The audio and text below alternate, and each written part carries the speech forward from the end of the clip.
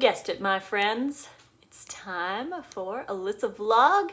Today I want to talk about fats. I thought I might as well just do a big vloggy vlog on fats, all about fats, what types, how much, why, and all of those. I'm going to try to answer your questions.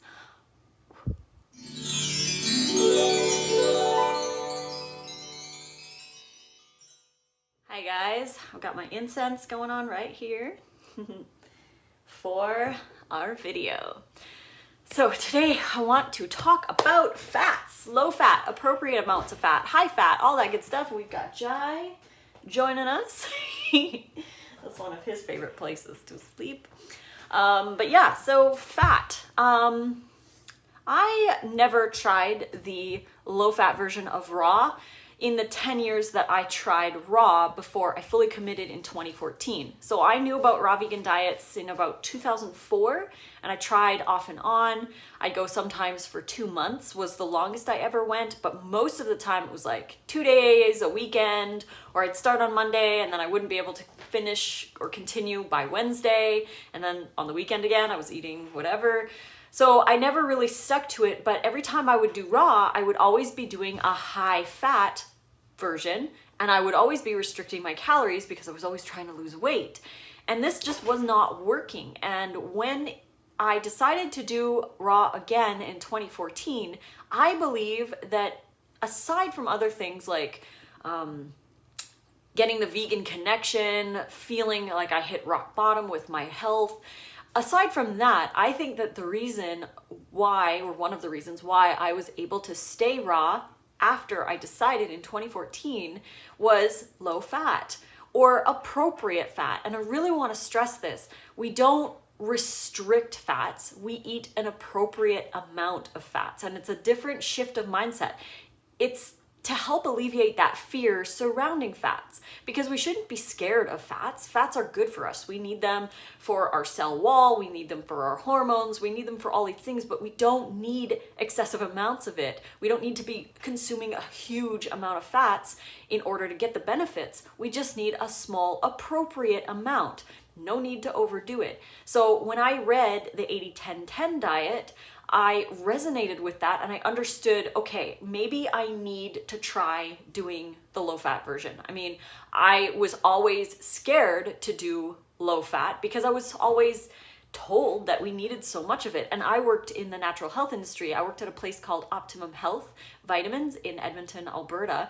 And while I was there, I learned stuff from companies and reading and everything. Basically, like I'd mentioned in my other video, everyone parrots the same advice. So we all believe it as true. And companies are saying we need fish oil, and other companies are saying we need all this omega-3 from other sources or whatever. Like, yes, we need omega-3. Yes, we need a small amount of omega-6. Yes, we need to be eating whole plant fats, but they're indoctrinating us to eat huge amounts of it. They're writing books on how high fat is really healthy for you. The only way that high fat works is when you restrict your carbs, because fat prevents carbs from being used properly in the body, and we'll get into that in a second. But I didn't really understand the appropriate amount of fat. I was always scared to go low fat because I thought I would be restricting. And it's not restricting, like I said, it's appropriate amounts. And I believe that the appropriate amount lies somewhere in the 5 to 20% calories coming from fats. So if you eat 2,000 calories, 5 to 20% of all of those calories coming from fats is an appropriate amount. Now the problem comes when people calorie restrict. I'll give you an example. So I hope you guys can follow along, but someone comes to me and says, hey Lissa, I think I need more fats in my diet. I lost my period, I'm losing my hair, I'm not feeling satiated enough, and I think I need more fats. But when we go through everything that they're eating, it turns out that they're only eating about, we'll say 1,000 calories. We'll just use that number as just a basis. 1,000 calories they're eating every day, which a lot of people end up doing, because when they go on a raw vegan diet, they don't replace all those other calories with plant foods. They eat big salads, but they don't realize they need to eat huge salads. And a huge salad to them might be a mid-sized salad to me, and they need to eat actually more, but that's beside the point. We'll say that they're eating 1,000 calories a day.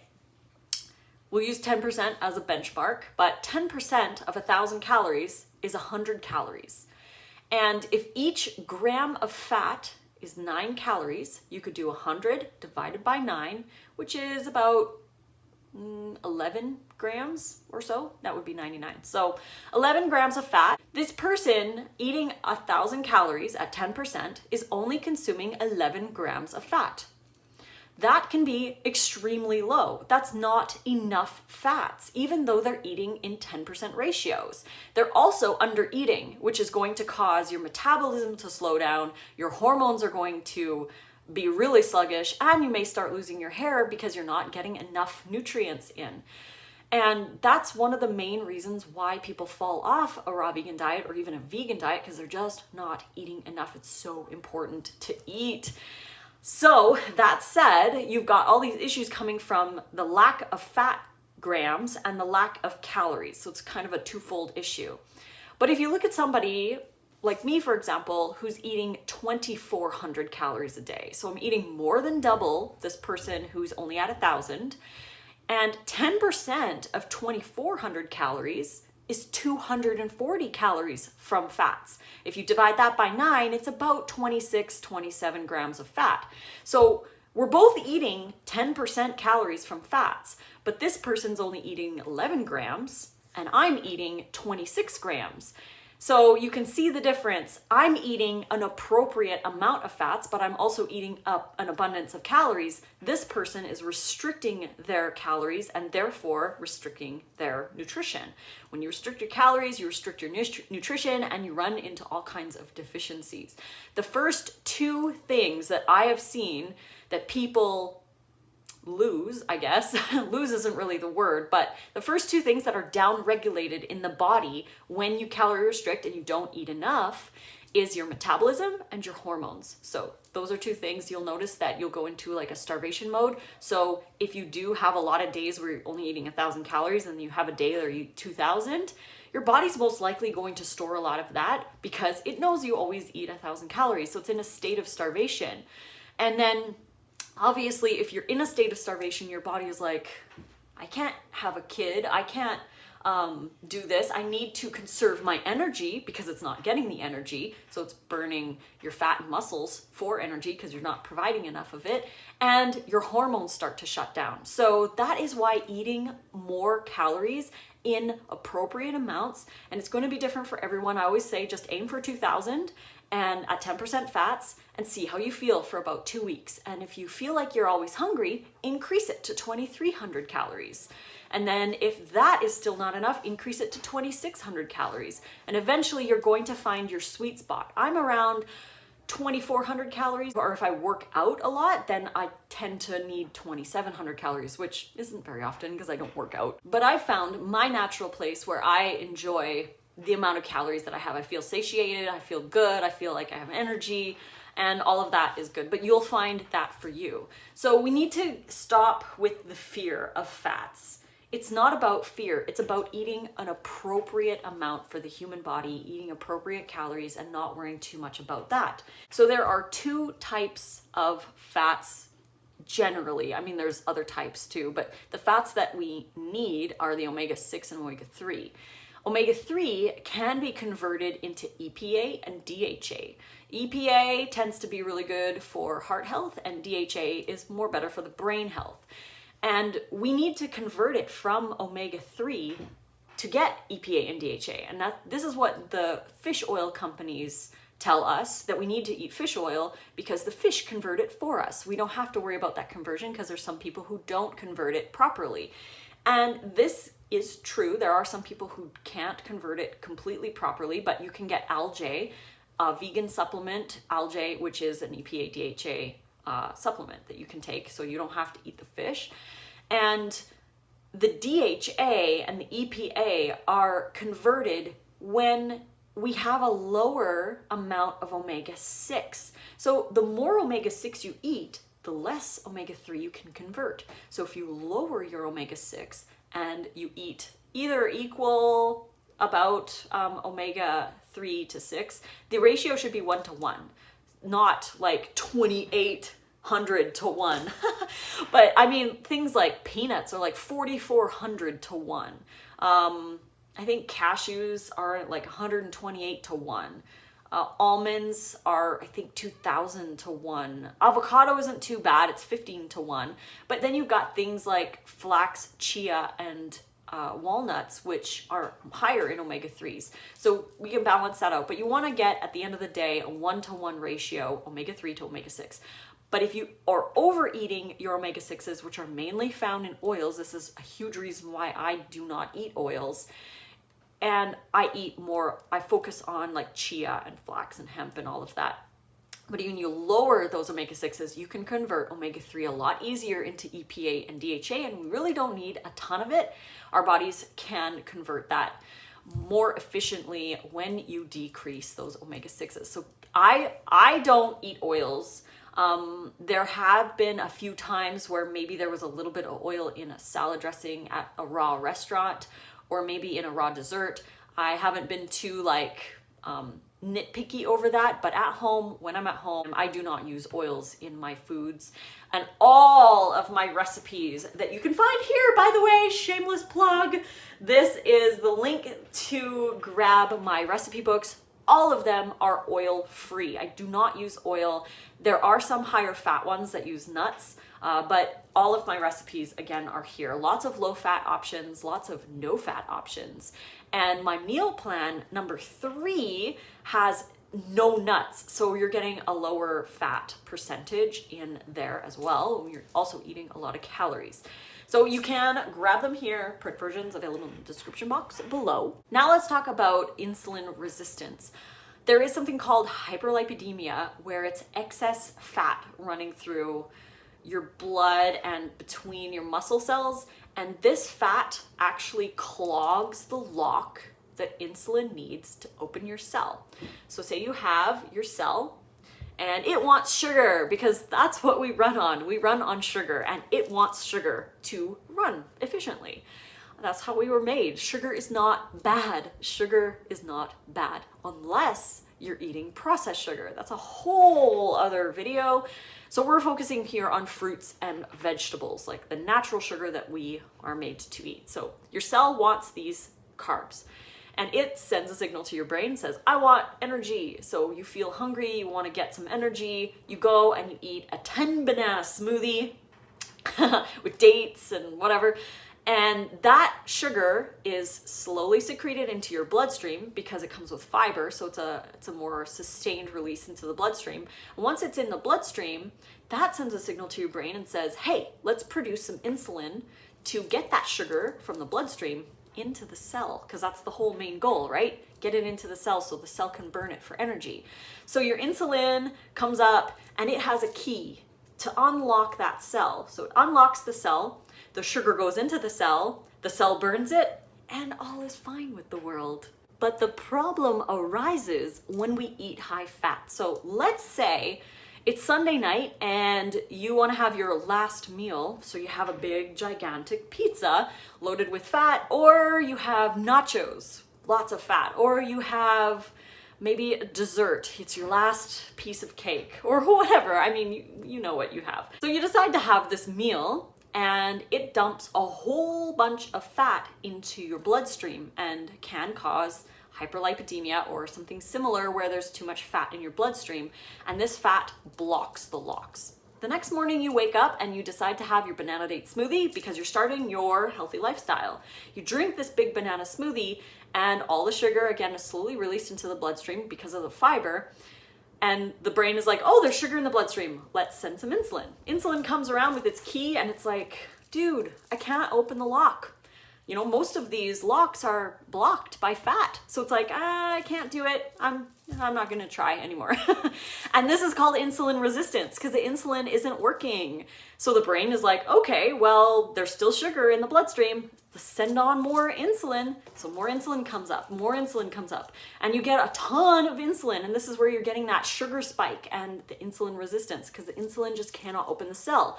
The cell is now starving for energy. It's like, oh, and you get that 3 p.m. crash where you're like, oh, I feel so tired and I need a chocolate bar and I need something, because your cells are deprived. Not all your cells are deprived because you still function, but a majority of them are looking for that sugar, but the fat is in the way.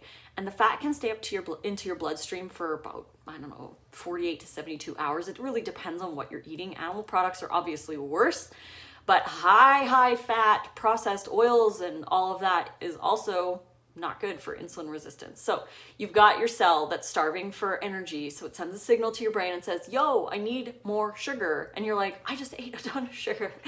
And it's craving things like chocolate bars or whatever that you're going to eat that's going to give you that sugar. But unfortunately, it also comes with more fat. So you're in this vicious circle. You're burning yourself to have energy to try and get into the cells, and this fat's blocking it and all this kind of stuff. I know this is just an analogy of what goes on in your system. It's not like 100% exactly what happens with every cell, but we'll just say for the most part, this is kind of what happens in the body. So if you aren't using the sugar is still in your bloodstream. So you get a sugar crash, and that sugar, because it's not being used, is fed to your yeast and parasites or whatever else is in your bloodstream, and it's also stored as fat. So we want to stop eating the excess fats and lower our fat intake down to the average range, 10%, 5 to 20%. And that will help keep the fat used properly, and you don't have excess in your bloodstream, preventing insulin from getting sugar into your cell. I have a friend named Robbie from masteringdiabetes.com, and he manages his type 1 diabetes with a high fruit raw diet. And so many people, thousands of people, are helped from my friend Robbie, teaching them how to reverse diabetes and reverse insulin resistance by adopting a low-fat, high-carb diet. And again, low-fat doesn't mean no fat. It means appropriate amounts. And I really want to drill that in because it's so important. People are so scared of eating fats, but we just need to learn what appropriate amounts are. And that's why I highly recommend using an app like Chronometer to really track exactly what you're eating and be honest with yourself and learn what is going into your body. Chronometer is not a crutch. It's not something that you need to use every day for the rest of your life. You don't have to be overburdened by all of this calorie counting forever. It's like training wheels on a bike. Pretend that you're putting Chronometer on your new diet. You're learning how to ride a bike. You're learning how to eat properly. So you need some training wheels, and that's okay to have the training wheels on for a couple of weeks, learn what you're eating, and then you can take the training wheels off and you can ride down the mountain no problem, because you understand how much fat you eat to maintain that 10%. You understand how many calories you need to eat to have the energy that you need for the day. And the more you do it, the more you learn. Like, I rarely use Chronometer anymore. I really only use it to make videos for you guys. Like when I do a what I ate in a day video, I like to add my Chronometer at the end of the day to show you how much nutrition I'm getting, but that's really all I use it for. Sometimes I'll randomly throw a day in there just to see, like, how am I doing? It's great to check and see how you're doing, but it's definitely not needed for lifelong tracking. And some people are scared of this because they don't want to become orthorexic or have this like obsession with the food. But again, it's just a training wheels. You don't need to use it for life, but it's such a great thing to do. And when you learn how much fats you need, you also learn how you feel when you eat too high fat. So that's another topic that I wanted to talk about, is how do you know? How do you know when you've had too much fats? And how do you know when you need to rein it in? I've noticed, for me and for the majority of the people that I coach, you'll know that you've had too many fats when you feel tired after eating, probably about a half hour to an hour after eating. You kind of feel like sluggish, like, because you have a lot of fat running through your bloodstream and your sugar just isn't getting into the cells efficiently. So you feel tired, you feel lethargic, you feel sluggish, you don't have that pep that you do after eating, say, a large salad with a lower fat amount. You also get more cravings when you eat higher fat. I've noticed that the more fats I eat, the more fats I want. And it's not because my body needs it.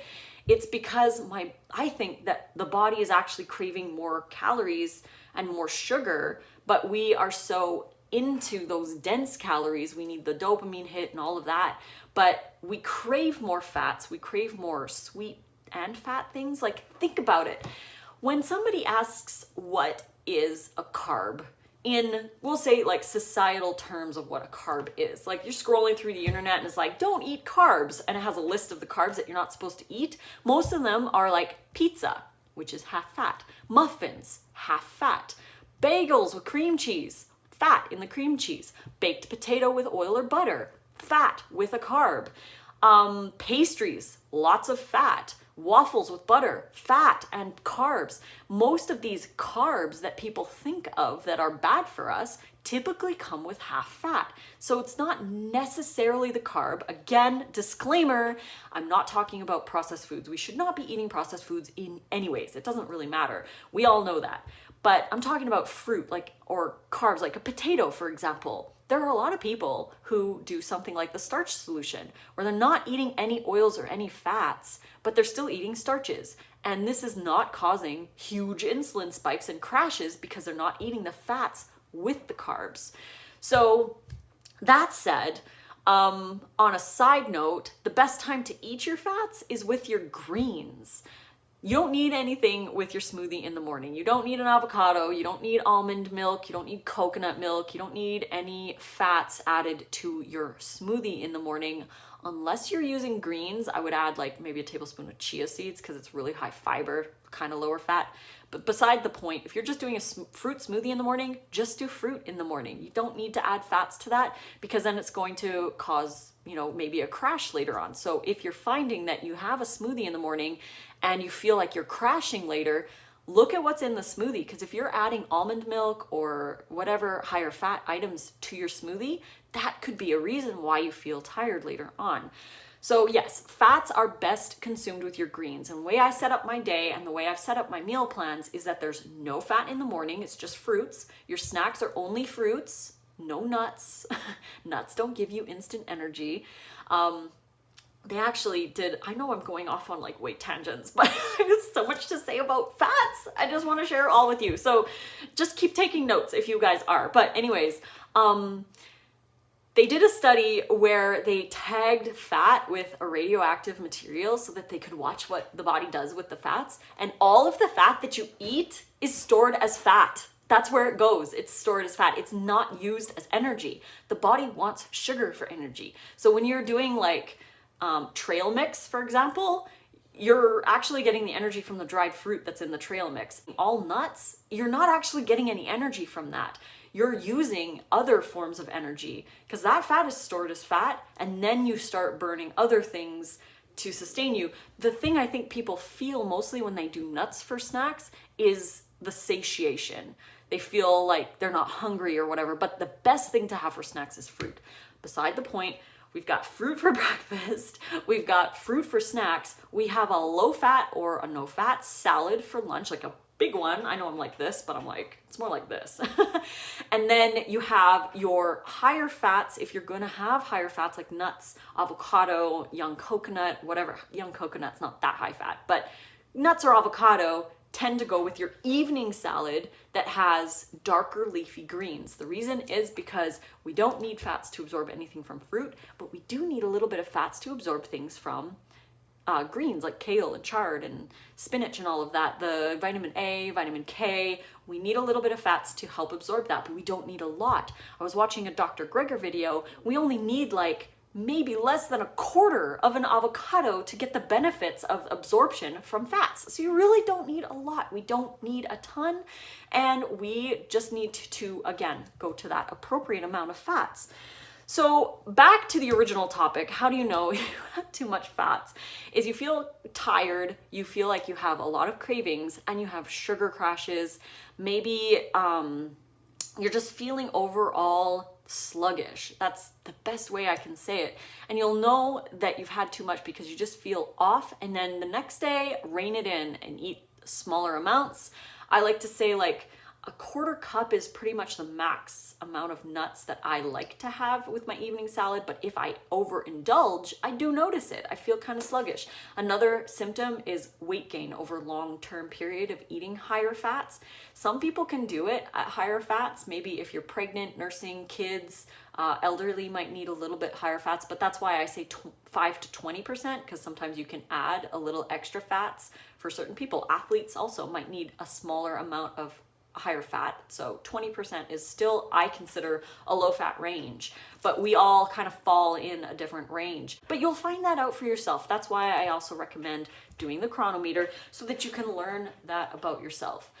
So yeah, fats, don't be scared of them. I know that was a lot of information, but I hope that somebody learned something from that. And again, if you have any other questions about fats, please throw them down in the comments below, and I'll try to answer them maybe in another video or in the comments so other people can read as well.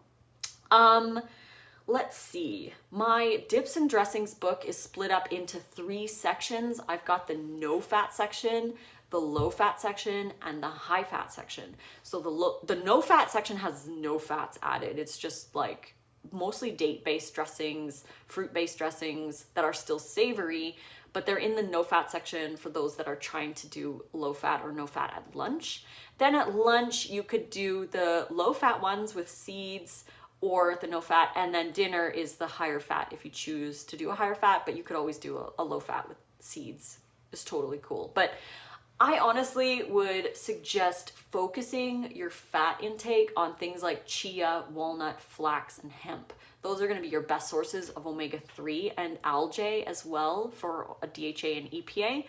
But you can still have a little bit of omega-6s from cashews or almonds or sunflower, sesame, tahini, right? We do still need a little bit of omega-6s, but when you're overdoing it on 6s and that's really all you're eating, you're not actually consuming any omega-3s, then you can cause issues, deficiencies, and all of that jazz. But that said, it's getting close to lunchtime, and check it out, we've done like a lot on that incense. This is a good long half-hour video, and Jai is still chilling out with us here, sweetheart. Yeah, who's your good boy?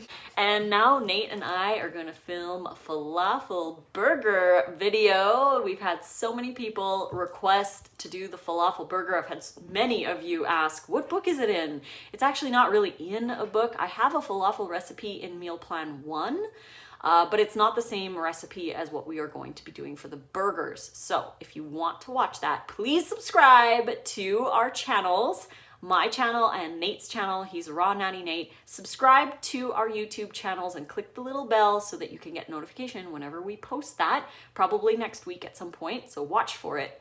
And I'm also, again, sharing the rainbow sushi video and all kinds of good stuff. So I'm really enjoying doing these daily vlogs with you guys. Some of them have topics, other ones I just like to talk about and rant about stuff. But yeah, so if you like this video, please click like, please subscribe.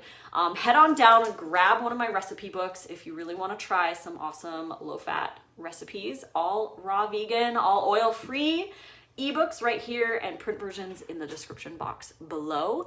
You can find me on Instagram, TikTok, and Twitter at Raw Food Romance. Facebook, Lissa's Raw Food Romance, and once in a while I'm over on Snapchat, Lissa Raw Vegan. So until the next video, guys, fruit on.